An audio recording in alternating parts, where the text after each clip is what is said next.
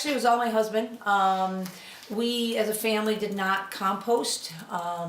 We had nothing to do with it, so then when Jim, my husband, said that the Cayuga Compost has asked us to take over, you know, we said, what? We don't want people's garbage. You know, we were naive, you know, we're like the regular customer out there. And I dug my heels in, but he kept on saying, let's do it. And so it was his vision, and I think it was a good vision, because I think we got on board right when everybody else was going green, and we have 180 customers now. We take in about 2,000 tons of compost a year. With yard waste, we take close to 3,000 to 4,000 tons.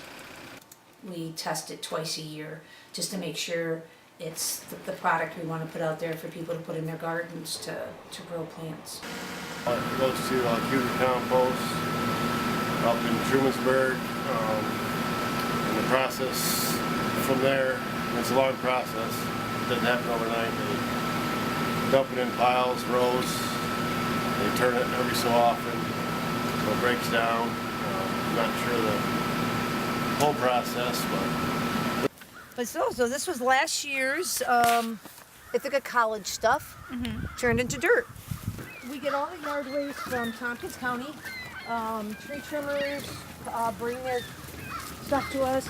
Pine Tree Farms, which is in Interlaken, they bring their cardboard to us.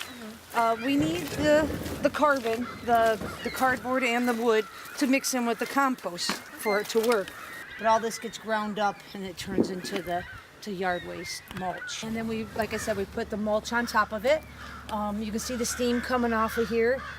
This is one of the cooler windrows because all the little microscopic bugs haven't got a chance to start working in there yet. So this one is just maybe around 90, 100 degrees inside because it's just, and you can see this is where this has been here longer. So you can see the steam on this side, but once we get up to the top here, which is the newer stuff, that's where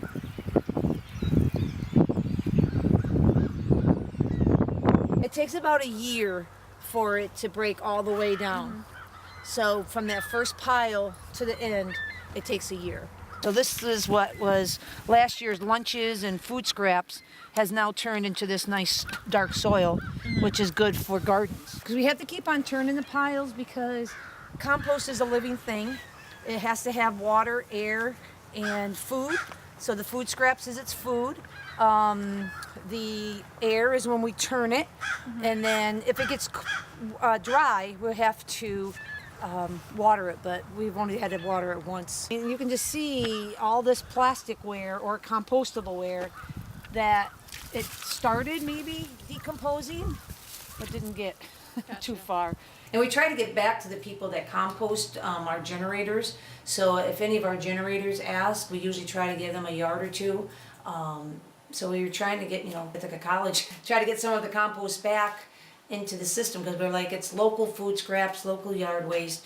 We're trying to give it back to the local environment so it stays all in.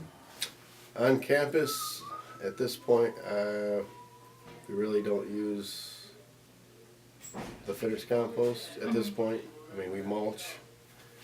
We don't, I mean, in the future, I'm not sure what the plans are for the finished compost, but to my knowledge at this point, we don't use the finished compost that's generated.